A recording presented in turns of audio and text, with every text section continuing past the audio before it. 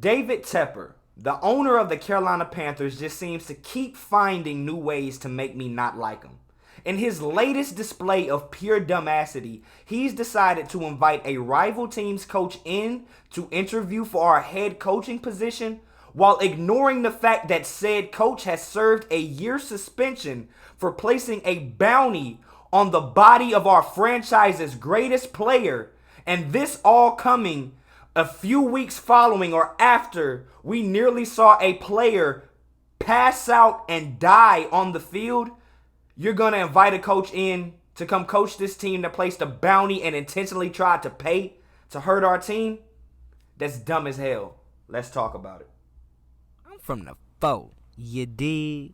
Welcome to The Way I See It with Jamario Rashad. This is a Carolina Panthers fan channel. Please do me a favor by hitting the like button, and please make sure you subscribe as I am on my road to 1K, trying to get this channel monetized. Now that that's out of the way, let's go ahead and dive into this pure BS. Now, this report came out yesterday from the NFL reporter Ian Rapoport, and it states the Texans had their interview with former Saints head coach Sean Payton today. Sources say the Broncos and the Panthers loom. Another report came out alongside this saying that Sean Payton reports that he plans to meet with owner of the Carolina Panthers, David Tepper, later on this week, I believe Friday specifically, in New York to discuss the potential of Sean Payton coming to be the Carolina Panthers head coach for the foreseeable future. And in my opinion, that is some of the dumbest shit I have ever heard in the history of football. Because if you all don't remember, I am about to jog your memory. Sean Payton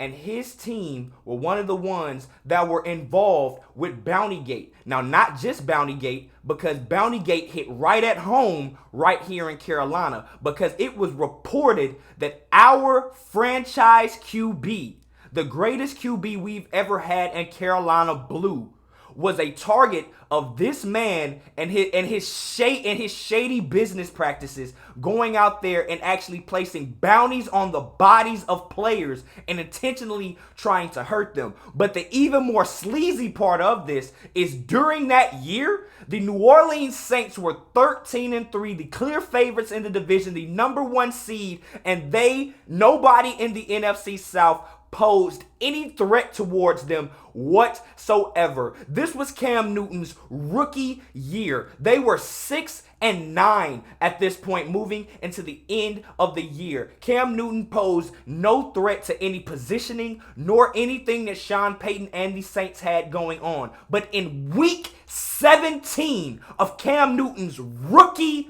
year, this guy instructed his players to go out there and intentionally hurt Cam Newton to knock him out of the game in a game that was essentially meaningless at that point, as it was the end of the year. Seeding had been already in place, and this guy told them to go out there in the last game of the year and hurt Cam Newton. That's completely sleazy. That's saying that, oh my God, this little bullshit division that I've been dominating for the last 3-4 years, there's a young guy out there that may be challenging me in a year or so. Let's go out there and let's send a message and let's go out there and potentially hurt this guy. That's complete bullshit.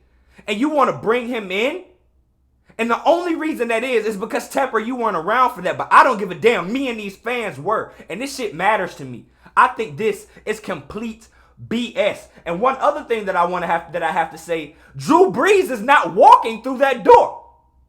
Sean Payton's success is totally, completely, and 1,000% tied to Drew Brees and his accomplishments, becoming one of the greatest quarterbacks in the history of the NFL, reaching and grasping and gathering almost every record there is in terms of passing that has not now been surpassed by Tom Brady, who is 4 years older than this guy.